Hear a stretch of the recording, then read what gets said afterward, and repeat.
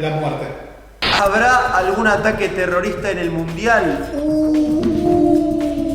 ¿Por qué preguntan cosas random, boludo? Solamente te diré lo siguiente. Te voy a esquivar un poco la bala para no ser tan así. Pero sí va a haber bajas y heridos.